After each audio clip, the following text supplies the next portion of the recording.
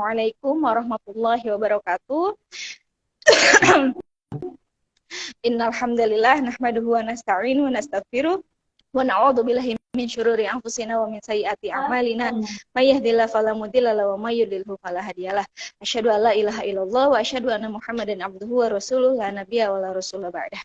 Alhamdulillah, segala puji dan syukur kita panjatkan atas kehadiran Allah yang sudah memberikan kita banyak kebaikan, banyak sekali kesempatan sehingga masih bisa menghirupkan nafas ya di bulan Ramadan yang sangat-sangat kita nantikan.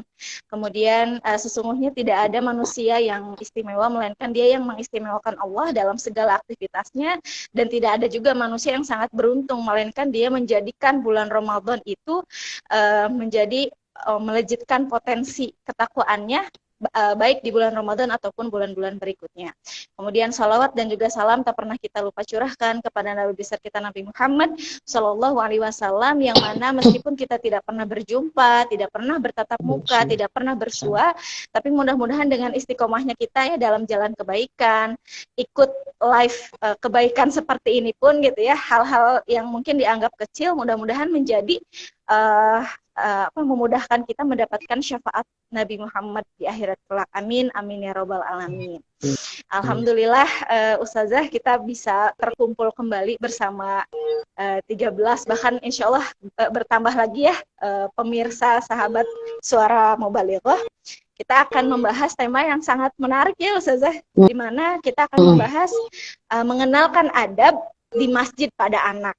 Ya, karena ini jadi dilema banget ya bagi kita, bagi ibu-ibu gitu ya. Saya juga sudah jadi ibu-ibu kebetulan gitu ya, ibu 2 anak, di mana hal-hal seperti ini tuh jadi banyak kekhawatirannya gitu ya Ustazah, di mana kayak aduh kalau bawa anak jadi kepikiran takut mengganggu kekhusyuan beribadah saudara-saudara kita yang lain gitu ya. Kemudian aduh khawatir nanti lari-lari ke sana kemari gitu ya. Kemudian banyak sekali hal-hal yang dikhawatirkan, sehingga menurut saya ini tema yang sangat menarik karena memang banyak pada umumnya dijadikan menjadi dilema para ibu-ibu gitu ya.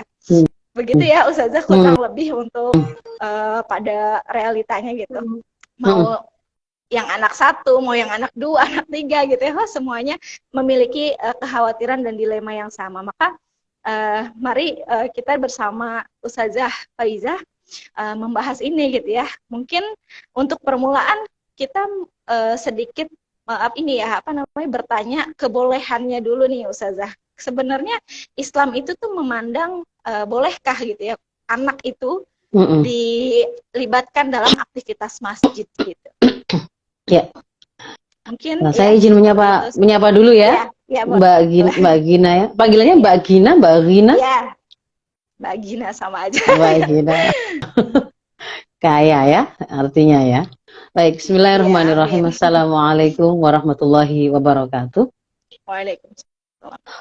Hamdanillah wa sholliyan ala Rasulillah. La haula wala quwata illa billah. Rabbi shrah li sadri wa yassir li amri wa hlul 'uqdatam min lisani yafqahu qawli.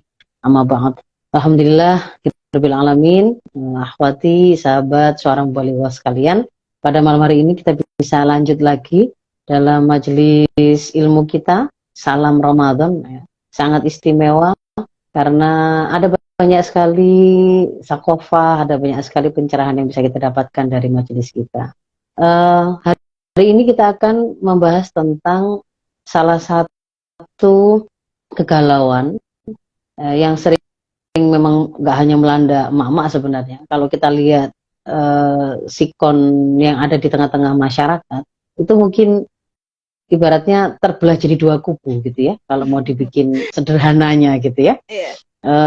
Kubu yang pertama itu adalah mereka-mereka yang melihat anak-anak itu belum masanya dibawa ke masjid karena karakter anak-anak itu yang masih eksplorasi, lari sana sini, belum bisa menjaga volume suaranya, masih teriak-teriak dan seterusnya. Itu akan mengganggu kegiatan di masjid, mengganggu kekhusyuan jamaah, sehingga mereka melarang. Ini kubu yang pertama. Walaupun tidak melarang, itu ketika ada anak-anak hadir di masjid, sikap mereka kurang ramah ya. Yang membuat anak-anak sendiri kemudian merasa tidak nyaman begitu ya. Minimal dipelototi lah mungkin ya.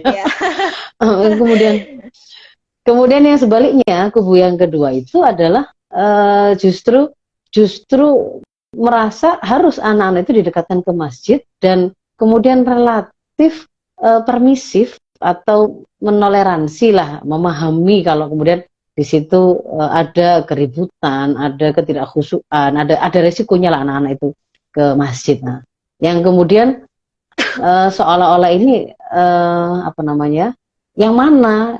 Apakah pilihan itu antara dua kubu ini ataukah ada penjelasan yang kemudian diberikan oleh Islam? Nah, tadi ketika kemudian Mbak Gina tadi bertanya, sebenarnya bagaimana Islam menjelaskan hal ini? Ya, ini bagus sekali karena setiap kali kita ketemu dengan masalah, lalu mindset kita itu langsung bertanya, gimana Islam menjawab dan menerangkannya? Itu sudah on the track berarti kalau seperti itu, gitu ya. Jadi kalau kita itu Muslim memang harusnya mindset kita itu setiap kali ketemu dengan masalah apapun bertanyalah kepada Islam.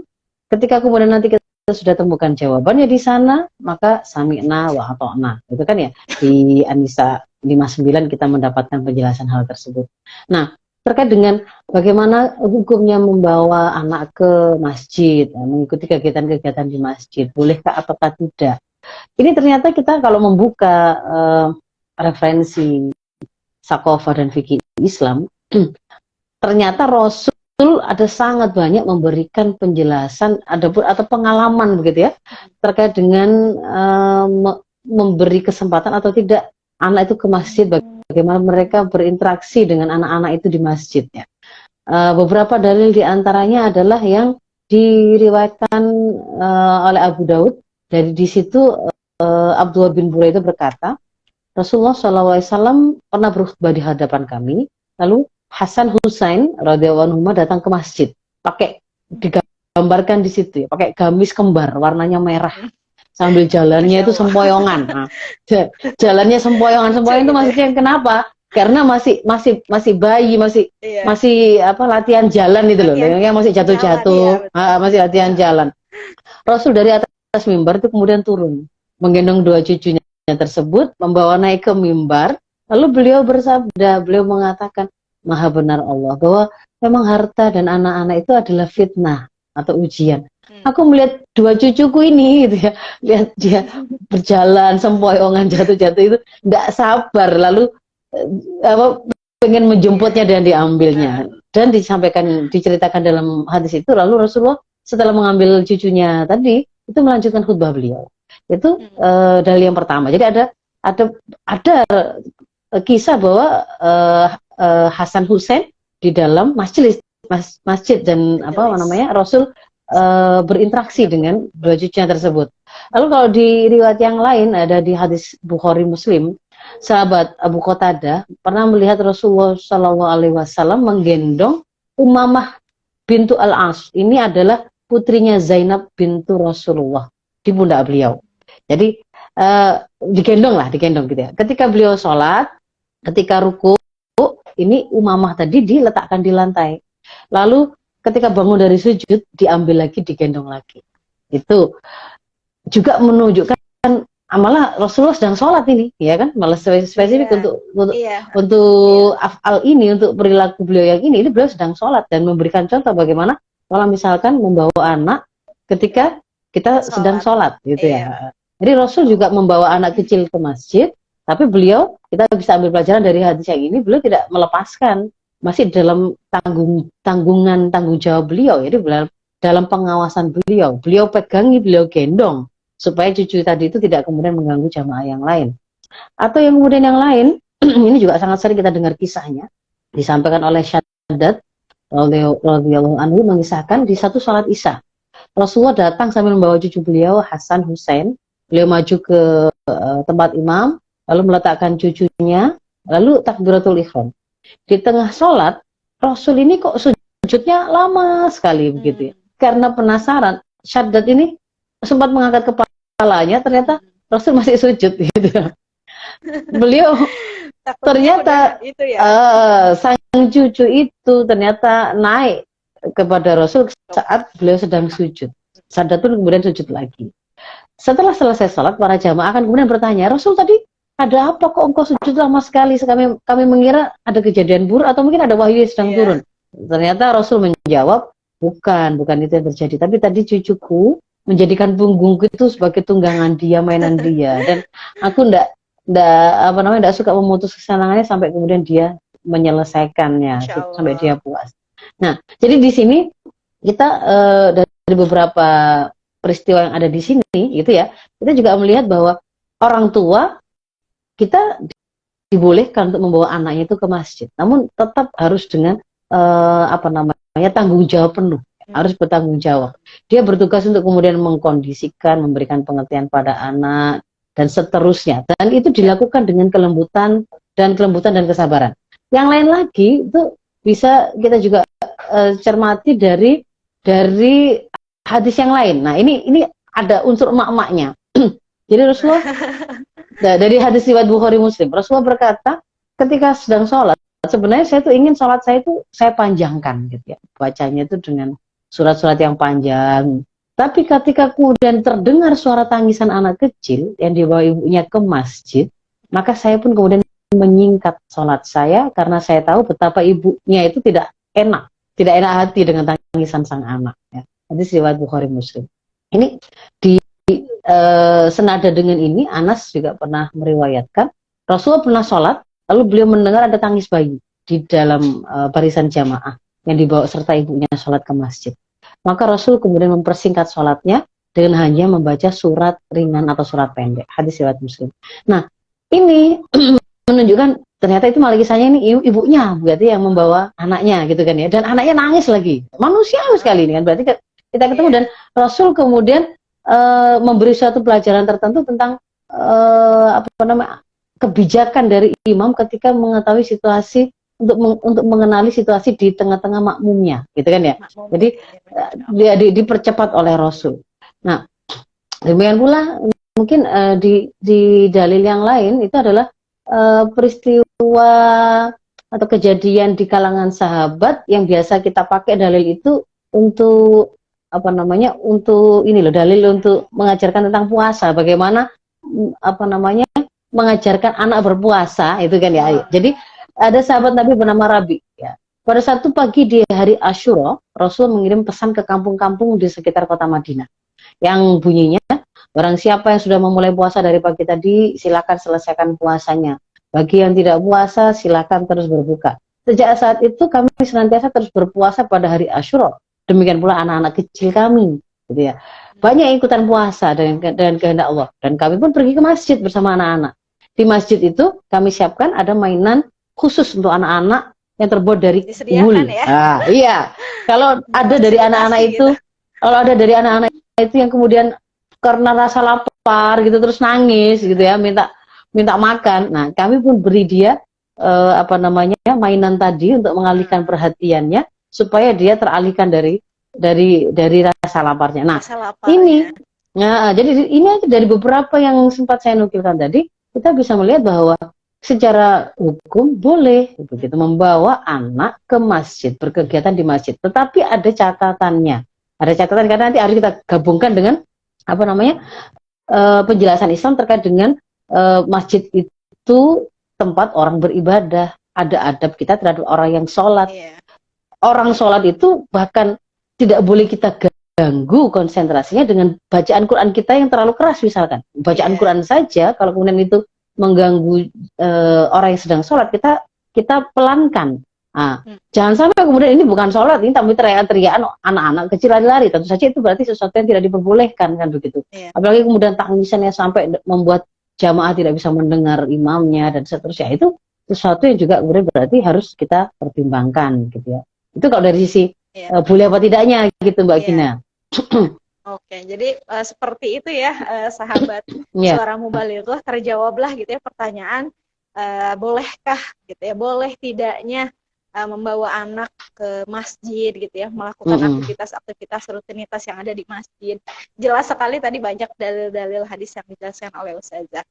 Nah, kemudian yang menjadi menarik selanjutnya ya Ustazah, di mana kalau tadi kita sudah diperbolehkan gitu ya. Nah, maka sepertinya tadi sempat Ustazah singgung pun gitu ya, terkait tentang adab, sepertinya ada yang harus lebih kita perhatikan. Nah, apa saja itu Ustazah yang setidaknya red flag gitu ya, atau mungkin batasan atau hal-hal yang harus kita perhatikan lebih rinci gitu ya untuk mempertimbangkan membawa anak ke masjid itu.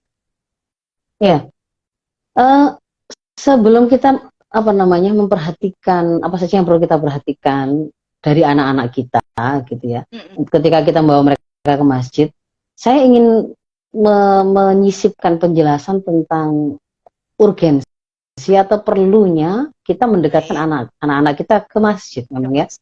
Jadi bahwa kita paham masjid itu kalau di dalam peradaban Islam, dia itu sebenarnya pusat dari peradaban itu, pusat dari kegiatan di tengah-tengah masyarakat. Rasul menjadikan masjid itu ya tempat kemudian mengajarkan syariah, mengajarkan ibadah, bahkan kemudian melakukan musyawarah untuk menyelesaikan persoalan masyarakat, bahkan membicarakan strategi perang itu juga di masjid begitu ya. Dan pada sejarah kekhilafahan yang menggantikan beliau juga masjid itu bagian dari institusi sistem pendidikan yang kita miliki. Jadi memang dia sangat lekat, sangat erat dengan proses pendidikan kita kepada generasi, pada anak-anak. Nah, sementara kemudian kalau kita bicara mendekatkan anak ke masjid, itu sesuatu yang memang harus kita lakukan karena dia bagian dari proses pendidikan yang hendak kita realisir pada anak-anak kita. Termasuk juga di situ adalah proses pembiasaan. Kita paham bahwa Rasul memerintahkan anak-anak kita untuk sholat itu ketika umur 7 tahun. Kan gitu kan ya? Muru auladakum bis sholah wa hum abna sab'a sinin. Kan gitu kan ya? Perintahkan anak-anak kalian itu untuk sholat pada waktu mereka umurnya 7 tahun. Dan ketika sudah diajarkan syariah tentang sholat ini sebagaimana adanya, sebagaimana seharusnya, nah, termasuk di dalamnya kan mengerti bahwa sholat itu yang utama, itu adalah berjamaah, bagi laki-laki itu justru keutamaan adalah justru ke masjid, dan itu juga bagi mereka, mereka datang ke masjid menyaksikan bagaimana jamaah kaum muslimin di sana. Bagi para anak-anak laki-laki kita itu juga mereka sedang belajar untuk melaksanakan tanggung jawab menjadi pemimpin, imam di situ kan gitu kan ya. Dan setelah diajarkan 7 tahun, mulai dari 7 tahun nanti ketika sudah berjalan 3 tahun hingga umur 10, mereka ternyata mestinya ya dengan pembiasan yang kita lakukan itu mereka sudah mandiri melakukan sholat wajib tadi tanpa kemudian disuruh, dan mereka sudah tahu bagaimana yang seharusnya mereka lakukan dan berbagai keutamaannya. Kalau mereka tidak melakukan itu, bahkan dibolehkan untuk diberikan sanksi untuk takdib, ya, untuk pendidikan, gitu kan ya. Dibolehkan wadribu ma'alaiha wa hum abna asyir sinin, kan gitu. Kalau masih nggak sholat juga pada waktu umur 10 itu, mereka dibolehkan untuk kemudian dilakukan takdib, dipukul ya, dengan ada beberapa catatan-catatan. Nah, jadi di sini ini berarti penting ini, sholat itu penting gitu kan. Sholat itu penting, mengajarkan anak mengerti sholat, mendekat ke masjid itu sangat penting. Dan bahkan di dalam mendekati mereka ke masjid itu tadi, mereka akan terbiasa juga dengan komunitas hidup bersosialisasi dengan di tengah-tengah masyarakat mereka. Itu bagian dari syiar Islam. Nah, apalagi kalau kemudian hari ini gitu ya, ini biasanya kan rame-ramenya justru apa? Ramadan. Karena Ramadan itu memang momentum, ada momen, dia momentum paling tepat untuk kemudian kita melakukan kebaikan apapun termasuk pendidikan. Melakukan tarkis akidah, karena di dalam Ramadan ini ada puasa yang itu cantolan untuk menguatkan seorang hamba itu merasa bahwa karena Allah sajalah saya berpuasa, itu kan ya, bukan bisa dia itu berpura-pura gitu kan, nggak bisa. Kalau puasa ya karena Allah, jadi di situ tarkis akidah dapat, momen ketaatan kan gitu kan ya, karena di sini itu berbagai macam fasilitas yang diberikan oleh Allah untuk mengundang orang untuk berbuat baik, berbuat ketaatan itu diobral, dimudahkan dengan dibelenggu setan-setan, dibuat susah setan itu untuk kemudian menggoda kita karena suasana kondusif untuk taat, semangat ibadah gitu kan ya, malu untuk bermaksiat itu, secara umum itu sedang malu untuk bermaksiat kan gitu kan ya. Nah, ini syiar Islam ini anak-anak kita harus menyaksikan itu. Mereka lihat bagaimana berbondong-bondongnya saudara-saudara muslim mereka datang gitu kan ya. Masa kemudian mereka nggak boleh ikut-ikutan gembira lihat itu? Ya, tentu nggak boleh kita lewatkan. Mereka menyaksikan syiar Islam tadi. Mereka juga bisa belajar ibadah di situ. apa saja ibadahnya. Mulai dari kita ambil yang enak dulu, berbuka puasa. Itu kan yang disenangi anak-anak sebelum jam sebelum maghribnya. Gratis, gitu ya. Mereka datang sebelumnya rame-rame dengan temannya duduk manis gitu ya. Meskipun puasanya sebenarnya belum penuh, nanti ketika ditanya temannya dia nggak ngaku gitu ya. Gitu ya, jam 12. Jadi berbuka puasa, lalu sholat wajibnya. Jadi dia bisa belajar apa saja itu selama Ramadan ini ya. Buka puasa, sholat wajib, lalu nanti tarawih, setelah itu ada tadarus, lalu ada kemudian nanti ada i'tikaf ya, ma'abid di masjid, diperkenalkan tahajud, mungkin ada juga yang sahur dan mungkin ikut-ikutan keliling membangunkan tetangga. Nah, di situ juga ada dakwah ya. Mereka belajar, mereka mendengarkan tausiah ya. Mereka juga belajar bagaimana nanti kalau saya besar gitu ya. Oh begini tuh namanya dakwah. Nah, itu semua tuh rangkuman itu ada semua di Ramadan ini. Maka memang sangat layak kalau kemudian kita sebagai orang tua muslim, pendidik generasi ini bersemangat untuk memperkenalkan anak ke masjid. Nah, betul itu ya. Tetap. Jadi memang harus seperti itu. mulai gatal ini ya. Nah, kemudian dan juga bagaimana membuat anak-anak kita itu akhirnya senang dengan masjid, terpaut hatinya dengan masjid. Padahal kan pemuda yang hatinya terpaut dengan masjid itu salah satu pemuda yang akan dapat naungan Allah di hari di mana tidak ada naungan selain naungan Allah kan itu ya. Jadi memang kita kan harus bikin mereka senang. Di situ juga mereka belajar sosialisasi, membangun kepemimpinan dan seterusnya. Nah, dan itu harus punya proses ya Ustazah. Dari sejak kecil gitu untuk nanti pemudanya punya kebiasaan melekat dengan masjid itu. Betul, nggak bisa langsung kan? Mana ada jadi justru kita malah merasa sedih kalau kemudian anak-anak kita waktunya orang tarawih, waktunya orang-orang tadarus, dia sibuk dengan gadgetnya saja gitu kan ya. Dia sibuk main game online. Wah, itu sedih banget kita kan. Dia juga tidak ngerti bagaimana sih melakukan sholat tarawih. Kalau dia tuh datang ke masjid, dia belum khusyuk sholatnya. Paling tidak dia tuh tahu, oh gini tuh cara melakukan sholat tarawih. Nggak boleh berdiri sampai capek, misalnya begitu kan ya. Dia tahu itu kan. Oh berkali-kalinya ada tarawihnya, ada yang kemudian witirnya. Dia tahu itu. Nah, jadi itu yang ingin saya sisipkan bahwa memang kita harus menjadikan momentum ini memang untuk mendekatkan anak-anak kita ke masjid. Nah, tapi tadi pertanyaannya nggak boleh kan kemudian pokoknya ngawur saja dibawa saja ke semua ke masjid, bayi-bayi dibawa ke masjid. Gitu ya. Lalu di sana gitu ya. Anak juga nggak pakai dikawal, pokoknya disuruh berangkat aja semua berangkat anaknya masih 2 tahun 3 tahun pokoknya disuruh sama kakaknya berangkat ke masjid. Nanti kakaknya itu juga nggak memperhatikan adiknya 2 tahun tadi, dia lari-lari kepleset jatuh di kamar mandi atau macam-macam ya. Jadi ini harus ada yang kita perhatikan. Yang pertama tentu saja adalah kondisi ya, kondisi dan kesiapan anak ya. Tapi suara saya masih jelaskan ya. Sepertinya semoga nanti nggak setelah ini hilang lagi suaranya. Terasa sudah ya, semoga. Jadi kebetulan sekali setelah Ahad lalu salam Ramadan bersama sahabat Mubalighah, besok paginya suara saya hilang. Nah, baru sekarang mau ke salam Ramadan lagi, ada lagi ini ya, rizkinya berarti. Gatal-gatal lagi ya. Ada. Insyaallah dilipat gandakan. Ada suaranya maksudnya, ada suaranya maksudnya. Ya, jadi yang pertama adalah kita memperhatikan kondisi dan kesiapan anak kita, usianya, tamyiz, usia dini, sudah mumayyiz atau belum, minimal itu sebenarnya anak itu yang sudah mumayyiz yang dibolehkan itu ya. Kalau dia mumayyiz itu kan dia baru mumayyiz itu kalau para ulama sebenarnya itu adalah satu anak dengan anak yang lain sangat individual variasinya, tetapi rata-rata antara 7 sampai 10 tahun.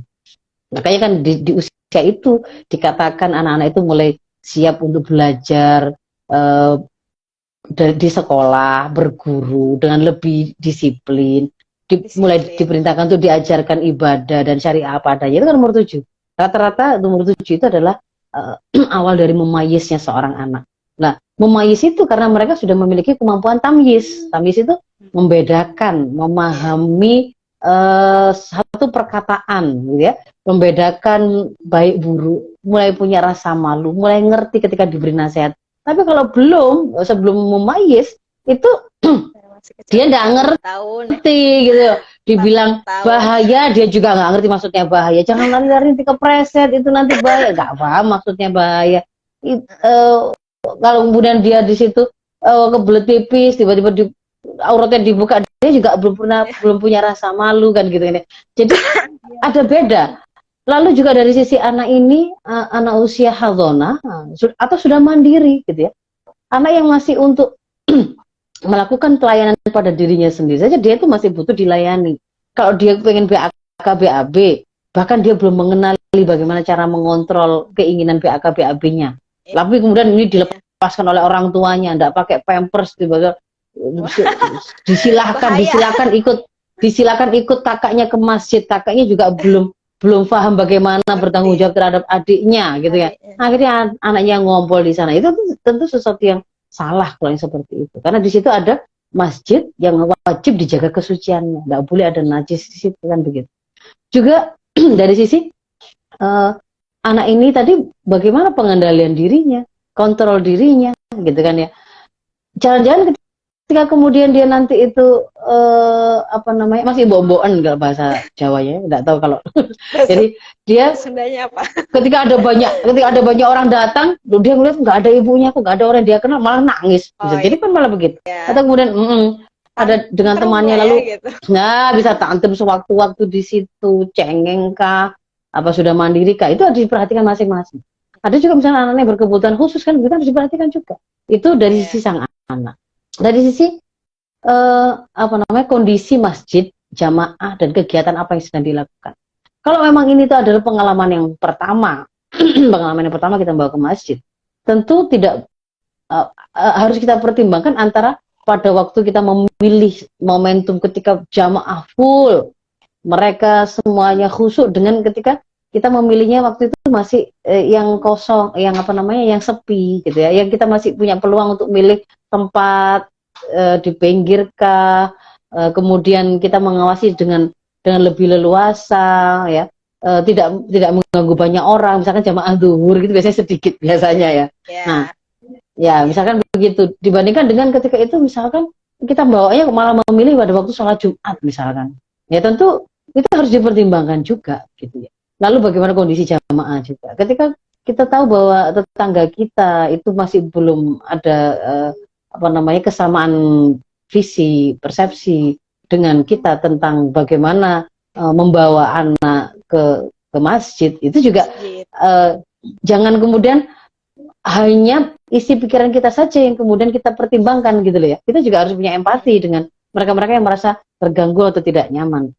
Nah, maka yang harus dilakukan itu tentu pertama adalah sebelum memilih untuk saya mau memperkenalkan masjid kepada anak, untuk mengenalkan sholat, tentu harus dilakukan di rumah dulu. Ya, tentu harus dilakukan di rumah dulu itu. Pembiasaan ibadah di rumah dulu. Belum pernah diajarin sholat di rumah, belum ngerti bahwa kalau ibunya sholat, itu ibunya itu meskipun dipanggil, meskipun anaknya nangis, itu tidak akan membatalkan, misalnya begitu ya. Dia belum pernah tahu lihat itu, tiba-tiba langsung dibawa ke masjid.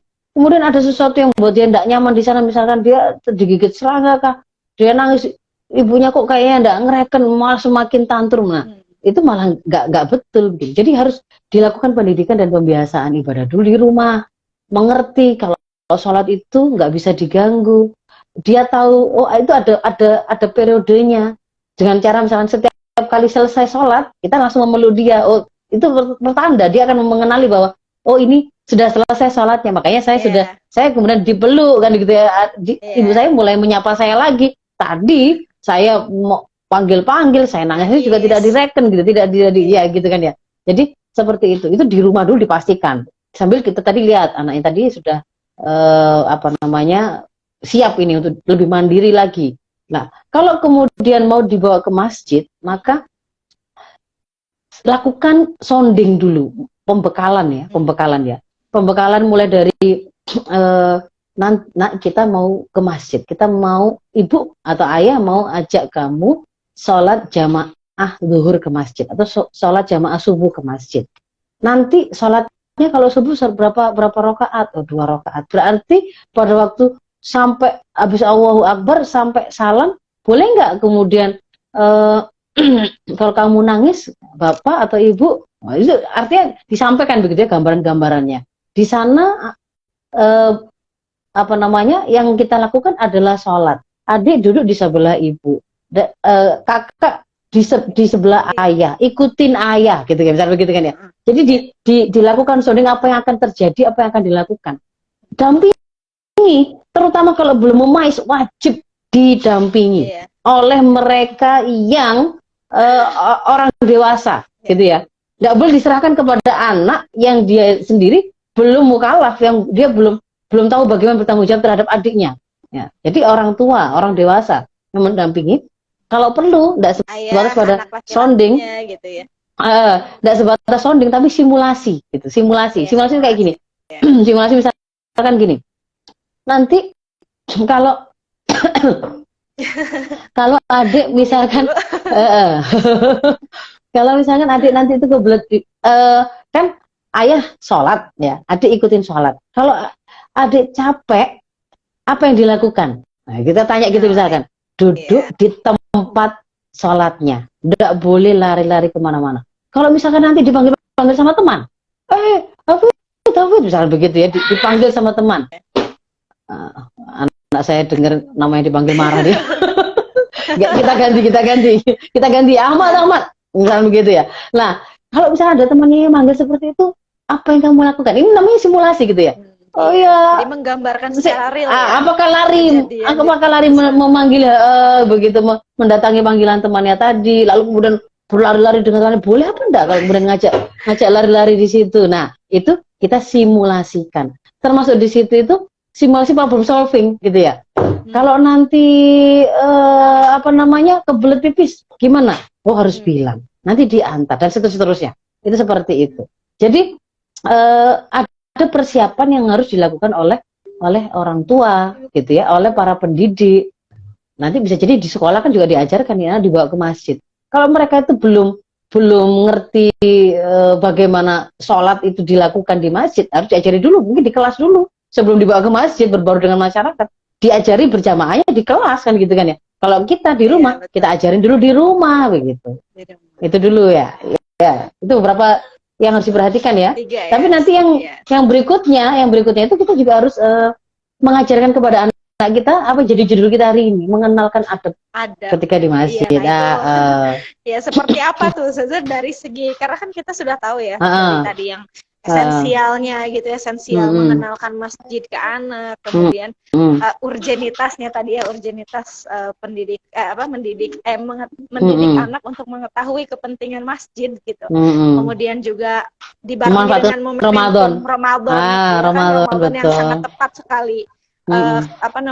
Keramaiannya gitu ya, yang itu sangat disayangkan kalau dilewatkan. Kemudian tadi yang harus diperhatikan setidaknya ada 3 hal itu. Nah, kemudian kan kalau misalnya berbicara tentang adab-adab gitu ya, yang akhirnya harus kita tanamkan kepada anak itu apa saja gitu. Supaya mungkin sahabat Suara Mubalighah pun di sini harus mencatat nih ya,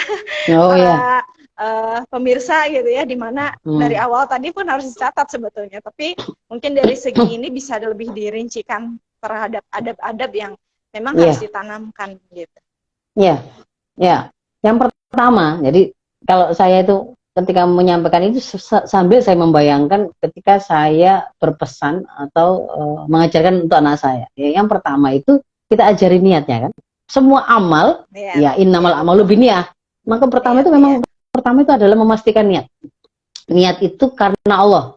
Allah memerintahkan kita untuk beribadah. Masjid tempat ibadah. Jadi ke sana ke masjid itu niatnya bukan bermain. Jadi ke sana bukan niat mau lari-lari. Ke sana ke masjid bukan niat mau beteng-betengan, kejar-kejaran sama teman atau petak umpet, enggak boleh. Kalau seperti itu niatnya, tapi niat itu memang beribadah sebagaimana diperintahkan oleh Allah. Masjid tempatnya ibadah. Wajib kemudian kita hormati, kita sampaikan kepada anak, ya. Jadi mau salat boleh. Mau kemana? Boleh kami, saya ke masjid. Oh, mau apa ke masjid? Ya ikut sholat lah. Oh, boleh, berarti pintar kan? Karena niat itu tadi sudah betul. Lalu yang kedua, kita siapkan anak kita memakai baju yang terbaik. Karena memang tuntunannya itu seperti itu, begitu. Iya, betul. Diperintahkan ketika kita itu memasuki masjid, itu pakailah pakaianmu yang paling indah. Ketika menghadap Allah, ketika sholat, itu pakailah pakaianmu yang terbaik. Terbaik itu bukan berarti paling baru dan paling mewah, enggak, tetapi gitu. iya, yang suci, yang bersih, wangian gitu kan ya. Wajib bajunya itu suci, bersih, menutup aurat. Nah, kita pastikan. Ya bedakan lah, ajarkan anak untuk membedakan. Ketika mau berangkat ke masjid, bajunya itu tidak sama dengan ketika dia mau tidur. Atau ketika dia itu mau main. Kan begitu. Suruh ganti gitu. Suruh ganti ketika kemudian, loh, kalau ke masjid, bajunya jangan begitu. Jangan begitu gitu ya. Itu yang kedua ya. Jadi berpakaian yang indah dan juga suci, bersih, dan menutup aurat. Lalu yang ketiga, tadi yang sempat Mbak Gina sampaikan, bau-bau tadi itu. Nah, kita pastikan supaya kita wajib menjaga pakaian, badan, dan juga mulut kita dari bau yang mengganggu, bisa mengganggu jamaah. Apakah itu karena keringat? Kalau kelihatan sekali anak tadi habis lari-lari gitu ya. Nah, terus kemudian keringetan gitu, dia keringetan sudah pasti, kemudian di situ tuh nanti bau keringat semua gitu kan ya. Dan dia juga bisa jadi nanti di sana nggak akan merasa nyaman ya. Kita sarankan dia untuk ganti baju. Demikian juga kemudian kalau habis makan sesuatu yang beraroma, menyengat, itu kan adabnya memang tidak diperbolehkan. Disarankan untuk, iya kan? Misalkan habis makan bawang putih, bawang merah, itu bersiwak supaya, karena kalau menyebarkan bau yang seperti itu malah diperintahkan untuk menjauhi masjid dulu gitu ya. Nah, kemudian yang berikutnya, kapan berangkat ke masjidnya itu tadi, itu semangatnya itu bersegera. Jadi misalkan ada azan gitu ya, atau menjelang azan ada kayak pujian atau ada tanda, misalkan kalau subuh itu tahrim, berarti kan mulai pertanda ini mau azan, sudah bersiap, bersegera. Semangatnya bersegera itu harus dapat gitu ya, bukan bermalas-malasan. Lalu yang berikutnya, berangkatnya tadi itu sudah dengan wudhu ya, sudah dengan wudhu. Selalu kalau saya misalkan langsung perintahkan wudhu, pipis, wudhu, nah gitu ya, harus pipis kalian biar nggak di sana nanti nggak bolak-balik ke kamar mandi gitu ya. Di rumah sudah pipis, sudah berwudhu, baju kemudian sudah kita pastikan tadi itu bersih, suci, nyaman bagi dia. Lalu waktu berangkat, nah nggak usah terburu-buru ya, nggak usah terburu-buru mau jalan kaki kah, mau naik, mau sepeda ontel kah gitu ya. Tenang, pelan-pelan saja, karena memang tuntunannya begitu adabnya. Meskipun sudah iqomah, tidak perlu terburu, tetap berangkat dengan ketenangan gitu. Lalu ketika keluar rumah, nah itu kan ada adabnya juga, doa keluar rumah ya. Bismillahirrahmanirrahim, la haula wala quwata illa billah, gitu ya. Nah, kemudian ketika berjalan menuju ke masjid, ada doanya sendiri, ya, ada doanya sendiri. Nanti sahabat suara Mubaligho bisa googling, bisa nyari ya, yang Allahumma ja'al fi qalbi nura wa fi basari nura dan seterusnya itu. Itu termasuk adab. Ketika kemudian nanti sampai di masjid, juga gitu ada adabnya lagi. Masuk masjid dengan kaki kanan, gitu kan? Melepas sandal dengan kaki kiri. Masuk dengan kaki kanan. Ada doanya, ada doa masuk masjidnya kan? Doanya beda. Iya. Allahumma ftahli abwaba rahmatik ya kan? Allahumma ftahli abwaba rahmatik. Duhai Allah, bukakanlah untukku pintu-pintu rahmatmu ketika masuk ke masjid. Nanti ketika keluar itu doanya ada lagi gitu ya. Nah, maka kalau kemudian saya membayangkan kita mengajarkan adab ini, memang paling bagus itu simulasi, langsung bawa bapaknya bawa gitu kan ya. Ayo misalkan mau berangkat tadi itu, beliau sudah siap dulu, sudah berwudu, sudah berganti baju, sudah ganteng, sudah siap. Perintahkan anaknya, wudu dulu nak, pipis dulu, wudu, ganti baju ini, lalu digandeng keluar rumah, bismillahirrahmanirrahim. Lalu kemudian sepanjang perjalanan menuju masjid berdoa dulu, Allahumma ja'al fi qalbi nura dan seterusnya. Sampai di masjid lepas sandal kaki kiri. Kan gitu kan ya? Kaki kiri. Masuk pakai kaki kanan. Allahumma ftahli abwaba rahmatik, diajarin, dituntun gitu kan ya. Itu namanya simulasi sekalian langsung contohnya amal langsung gitu ya, ngajarin langsung. Lalu waktu di situ, nah diperkenalkan kan yang namanya sholat tahiyat masjid. Kalau kita mau masih ada duduk-duduk di situ dulu. Gitu nah, diajarin di situ. Oh, sebelum itu ada adabnya. Kalau kita masuk ada orang-orang yang ada di dalam masjid, salam, ya kan? Diajarin untuk salam. Lalu sholat tahiyatul masjid. Apa sholat tahiyatul masjid itu diterangkan, diajarin sholatnya seperti ini, dijajarin. Sebelahnya anaknya diajarin. Lalu kalau kemudian habis sholat tahiyat masjid masih ada duduk-duduk nunggu ibadah yang lain. Nah, apa yang bisa kita lakukan sambil kita nunggu? Nah, diajarin apa? Zikir kah? Apakah kemudian di situ membaca Quran kah? Kan begitu dan seterusnya. Lalu nggak boleh ngomong-ngomong yang nggak bagus di masjid. Itu adab, ya kan? Nggak boleh teriak-teriak dan meninggikan suara sampai mengganggu orang yang sedang ibadah di masjid. Nah, itu juga boleh nggak ketawa-ketawa? Nggak boleh. Boleh nggak sambil mainan HP, mainan game, soundnya kemudian terdengar? Itu juga nggak boleh, kan gitu kan ya? Lalu ketika kemudian mulai berdiri untuk sholat, nah diajarkan kan softnya diluruskan, dirapatkan. Itu juga bagian dari adab. Nggak boleh booking apa namanya tempat itu terus dipageri untuk dia dan nggak boleh yang lain gitu ya. Ya nggak boleh yang lain. Ini tempat saya sendiri gitu. Di-tag gitu ya, di-tag gitu. Di-tag atau di-book ya, di-book. Gitu ya. Nggak ada yang nempatin. Iya, seperti itu. Nah, terus nggak boleh mengotori masjid, gitu kan? Kalau bawa minum, kayaknya insya Allah aman, nggak akan ada tercecer, berarti boleh. Kalau misalkan ini butuh ada bawa makan, kira-kira yang nggak rontok-rontok, mungkin kalau butuh ada makan, berarti keluar dari masjid dulu. Nah, itu diajarin dulu begitu ya. Termasuk kalau kemudian ketika mau sholat berdiri disampaikan, nanti khusyuk itu nggak sambil toleh-toleh, nggak sambil senggol-senggol, nggak sambil begitu-begitu, disampaikan langsung, diajarkan. Jadi setelah itu kemudian keluar dari masjid, pakai sandal kaki kanan, baca doa Allahumma inni as'aluka min fadlik. Nah, itu diajarkan. Nah, itu adab juga. Sampai kemudian anak-anak itu ngerti, mungkin salam kepada orang yang lebih tua, kepada orang yang alim dan seterusnya. Nah, itu dulu mungkin gambaran sedikit. Ini ada sahabat yang ya. Ayo pada catat ya. Panjang ya. Masya Allah. Iya, Masya Allah, ternyata memang prosesnya itu panjang itu ya untuk mengenalkan adab, dan nggak bisa langsung sekaligus gitu ya, perlu proses-proses yang dijalani dulu gitu. Iya, betul. Nah, Masya Allah, Ustazah, ini sudah ada yang bertanya, apa boleh kita langsung buka pertanyaannya? Dari Mama Baim. Assalamualaikum Ustazah, mau tanya, putra saya itu tipe anak yang gampang bosan dan kurang bisa bubar fokusnya gitu ya. Jadi kayaknya mudah bubar nih mungkin. Gitu ya. Iya, kurang bisa fokus, mudah bubar gitu ya, fokusnya itu mudah buyar. Nah, kalau diajak sholat ke masjid 1 sampai 2 rakaat mungkin masih mengikuti dengan baik gitu ya. Kemudian dia selalu lari-lari mungkin. Setelah itu mungkin lari-lari. Ya. Ya, segitulah kira-kira. Jadi bagaimana gitu ya solusinya ketika menghadapi anak yang demikian gitu, Ustazah.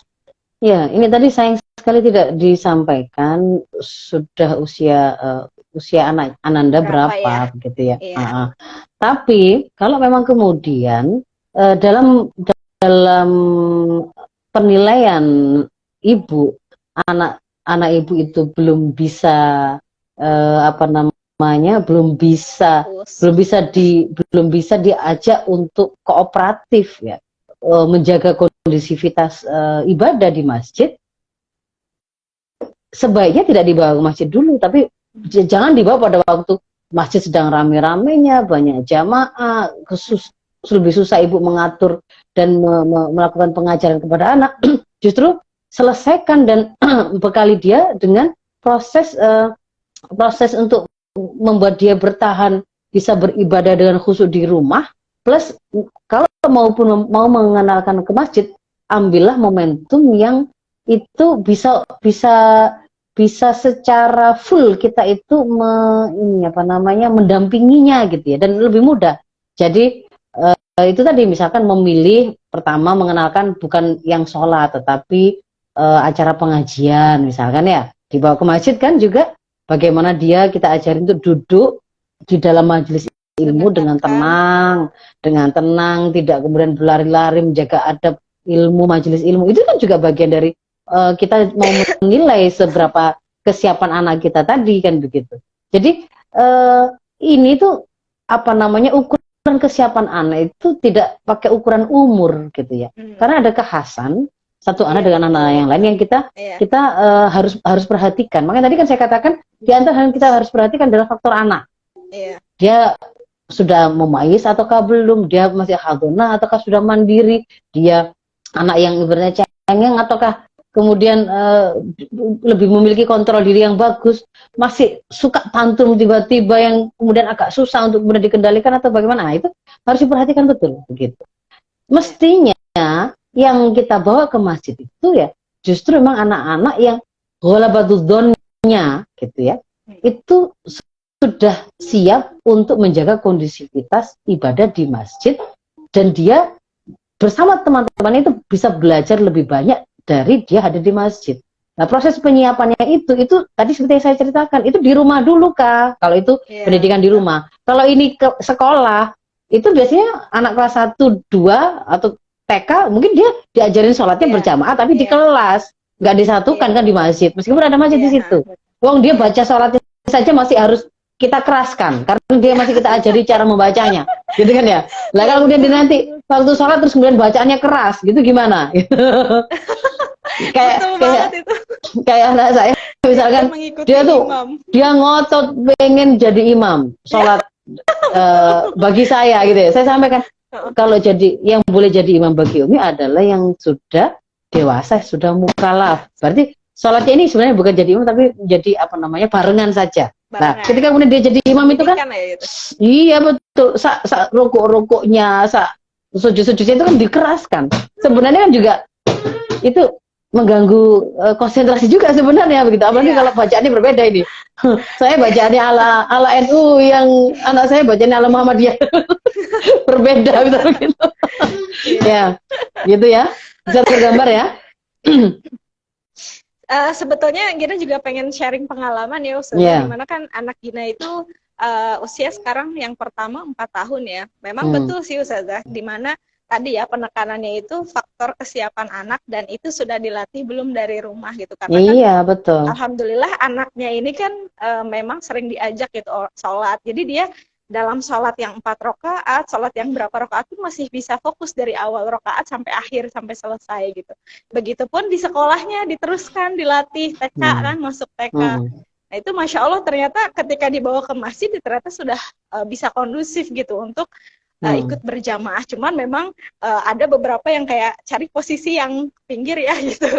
Kalau diajak sama bapaknya, karena laki-laki kan, kalau diajak sama bapaknya cari, itu kan memang suatu upaya ya Ustazah untuk kita melihat anak kita. Kemudian ya tadi yang banyak tadi kita bahas ya sama Ustazah, disampaikan juga Masya Allah.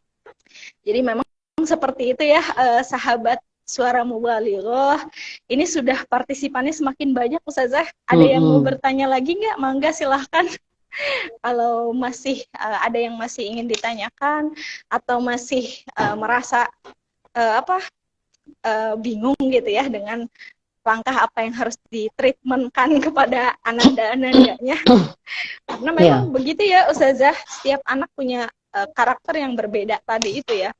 Satu anak dengan anak yang lainnya kayak nggak bisa dipukul rata. Iya betul. Misalnya saya ambil contoh, anak saya yang pertama itu tipenya itu yang nggak bisa diam. Jadi, saya tahu ketika diajak ke tempat-tempat umum itu pasti dieksplorasi semua ruangan. Maka biasanya kalau kemudian anak tipe yang begini kan dia mudah hilang kalau itu di tengah keramaian. Maka karena kita mengenali yang anak ini adalah anak yang dia mudah hilang karena nanti dia mungkin lepas kemana-mana, itu pasti kan pertama itu kita pastikan dulu dia itu seandainya nanti itu tersesat gitu ya, apa namanya, terlepas dari kita, ketika ditanya oleh orang identitas siapa, itu sudah kita latih, namamu siapa, nama orang tuamu siapa, rumahmu di mana, nomor, ingat nggak nomor teleponnya, begitu tuh. Begitu masuk ke keramaian juga, misalkan itu masuk ke masjid, masuk ke mall, kita ke mall juga kita tahu, ini kalau kamu hilang, kamu datang ke sini, ini untuk minta diumumkan, misalnya kayak begitu. Kalau di masjid itu tempat wudhu, itu kamar mandi, jangan main-main di sana, nanti licin lah, begitu. Jadi kita yang tahu kan. Nah, yang seperti ini itu harus menjadi sebuah apa namanya, tanggung jawab penuh dari orang tua. Ketika anak itu masih belum kita bisa lepaskan. Jadi pendampingan itu wajib, tidak boleh dilepaskan apalagi sama rame-rame sama teman-temannya. Kalau memang belum bisa kita percaya, lebih baik ya diizinkan, begitu, tidak diizinkan. Tapi kalau kemudian dia itu sudah bisa kita lepaskan, silakan. Bahkan misalkan untuk tipe anak saya yang kedua, dia lebih bisa tenang, diajak, dibawa oleh orang tua, oleh ayahnya khutbah pun dia bisa gitu ya. Tapi diberi pesan, nanti duduknya di sebelah sana, dekat pinggir, dekat pintu, tetap duduk di situ, tidak boleh kemudian kemana-mana dan seterusnya. Tidak boleh juga ke abinya, karena abinya sedang khutbah di depan, begitu. Ketika sudah kita merasa sudah bisa, silakan. Tetapi kalau belum, ya jangan. Dan itu sebelum kemudian berani membawa seperti itu, sudah pernah uji coba dibawa ke masjid ketika jamaahnya itu masih sepi kah, acara-acara yang lain dan seterusnya, begitu. Iya, begitu. Ada latihannya, begitu. Iya betul, Ustazah. Saya juga mentreatment anak yang pertama gitu, awalnya memang kayak ke masjid itu dibawa ke yang sepi-sepi dulu, karena kan melihat nih kemampuan anak nih bisa fokus ya kalau misalnya ada teman-temannya gitu, ada apanya, ada yang membuat dia jadi buyar fokusnya gitu. Baru kita mulai ajak ke yang lebih lama lagi gitu ya. Masya Allah. Iya, ada. Ini jam berapa ya ini ya? Belum ada yang bertanya lagi sepertinya. Masih ada yang mau nanya nggak nih para sahabat Suara Mubalighah, karena ini menarik loh sebetulnya. Tidak hanya dari sisi kita ya, sebagai ibu yang punya anak gitu ya, mak yang pengen bawa anaknya ke masjid, mengenalkan masjid, tapi juga lingkungan masjidnya pun harus bisa mendukung itu gitu. Kayaknya tidak ada yang bertanya nih Ustazah. Sudah paham atau bagaimana nih? Dulu ya. Oh ya. Belum sih, belum sampai, sekarang masih jam 21.25. Ada waktu sekitar 5 menit dulu. Apakah Ustazah mungkin mau closing statement? Boleh gitu ya. Karena memang sepertinya sudah terpuaskan sharingnya. Ya. Jadi gini, Muhammad Al-Fatih, sang pembebas Konstantinopel, itu pernah berkata, jika kalian tidak lagi mendengar riang tawa dan gelak bahagia anak-anak di masjid, waspadalah. Kenapa? Karena saat itu kalian berarti dalam bahaya. Ini memang satu kalimat yang menunjukkan kepada kita, memberi pelajaran kepada kita tentang keperluannya untuk mendekatkan generasi muda kita, para penerus kepemimpinan kita ya, estafet para pemelihara urusan masyarakat ini yang akan membela agama ini, yang akan memperjuangkan agama ini, yaitu anak-anak kita, itu untuk kemudian mereka terikat kepada Islam. Nah, masjid itu adalah di antara syiar Islam. Ya, tempat kita itu membangun, menempa kepribadiannya, termasuk juga kepemimpinannya. Dia real di tengah-tengah, ada di tengah-tengah masyarakat. Maka masjid ini memang harus kita fungsikan sebagaimana seharusnya, sebagaimana yang sudah pernah diterapkan juga dalam peradaban Islam yang sedemikian panjangnya. Dia itu pusat kegiatan umat, pusat pendidikan, pusat dakwah, melakukan mu'alajah muskilah atau problem solving terhadap persoalan-persoalan masyarakat. Mereka melakukan musyawarah, mereka melakukan perbincangan-perbincangan penting, itu di sana begitu ya. Jangan membuat citra masjid itu seperti tempat eksklusif, hanya dibuka pada menit tertentu saja, ya. hanya seminggu sekali untuk Jumatan kah? Atau kemudian yang membuat akhirnya masjid itu hanya didatangi oleh orang-orang sepuh-sepuh saja. Iya. Gitu. Masjid itu hanya masjid itu hanya apa namanya, yang punya kepentingan ke masjid hanya orang-orang tua yang sepertinya sudah bau tanah gitu. Itu tidak salah, tidak begitu. Kalau dalam peradaban Islam itu tidak begitu ajarannya. Justru anak itu dibiasakan di masjid, mereka menghafal di sana, mereka boleh bergembira, mereka boleh merasa senang dan bermain di sana. Tapi tidak boleh menjadikan masjid sebagai tempat bermain. Tujuan memang ke masjid hanya untuk bermain itu tidak boleh. Tetapi bahwa ketika kemudian mereka di masjid dan mereka ibadah tadi, mereka kemudian juga merasakan kesenangan karena ada permainan juga yang mereka lakukan sebagaimana alaminya seorang anak, itu dibolehkan gitu. Tetapi kalau kemudian apa namanya, menganggap masjid itu tempat bermain, ayo kita sepak bola kemana, masjid saja lah, memang salah kalau seperti itu. Yang seperti itu nggak boleh. Tetapi kalau kemudian itu adalah anak-anak kita itu merasa senang karena di sana ketemu banyak temannya, di sana mereka juga ketemu dengan tempat yang longgar yang buat mereka juga merasa longgar juga hatinya gitu ya, merasa senang dengan keramaian yang ada, itu boleh, jangan dilarang, jangan ditakut-takuti, jangan dipelototin gitu ya. Tapi justru bikinlah mereka merasa nyaman. Ketika kemudian mereka itu masih melakukan kesalahan, itu sesuatu yang wajar. Maka tugas kita meluruskan mereka, mendidik mereka dengan kelembutan dan kesabaran. Rasul sudah mencontohkan. Bahkan pernah ada seorang Badui datang, orang Badui kan orang berarti kampung pegunungan gitu ya, datang ke masjid langsung kencing di situ. Ada sahabat yang kemudian mau marah, mau langsung menghentikan kencingnya. Rasul menahan mereka, biarkan dia menuntaskan hajatnya. Setelah itu kalian bisa siram gitu ya, dibersihkan najisnya tadi, disucikan najisnya tadi. Jadi beliau sangat lembut dengan orang-orang yang belum mengerti adab.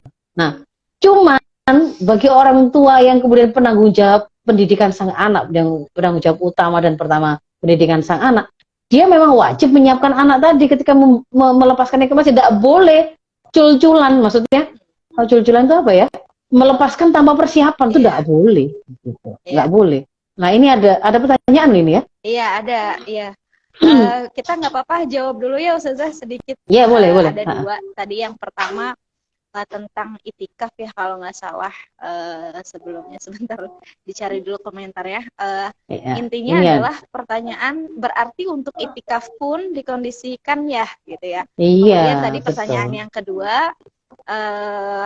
Berkaitan tentang kalau kita menjumpai di masjid menjumpai anak salah satu jamaah yang menangis atau gaduh, tapi orang tuanya nggak peka. Nah, ini orang tuanya nggak peka malah lanjut ibadah. Terus bagaimana yang harus kita lakukan?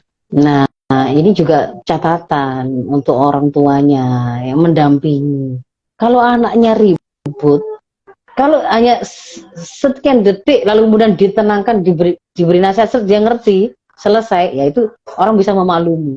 Sampai kemudian jamaah itu merasa terganggu, itu kemudian harus tahu, gitu, harus peka.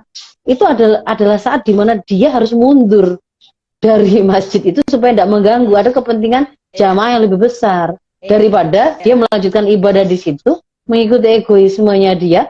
Tetapi ada banyak orang yang terganggu dengan ibadahnya, terganggu kekhusyuan ibadahnya. Jadi itu juga catatan bagi kita yang membawa anak-anak kita. Gitu.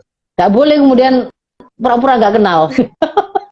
Jadi anak-anak orang-orang gitu ya? kan orang-orang kan nyari siapa ini anak siapa, dia pura-pura juga gak tahu gitu. Iya pura-pura gak tahu itu anak siapa, nangis aja. Aduh, parah itu seperti itu ya. Gitu ya.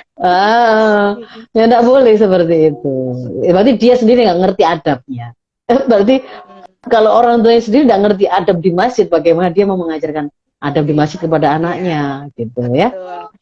Yang harus kita lakukan berarti apa? Kalau kita ketahui ibunya siapa, anak itu tadi ibunya mana, orang tuanya mana, silakan sampaikan nasihat dengan cara yang paling ma'ruf. Sebaiknya apakah minggir ke belakang atau pindah ke luar, ataukah kalau memang sangat mengganggu, meskipun di luar pun tangisan itu keras sampai ke dalam, berarti memang sebaiknya pulang, disampaikan.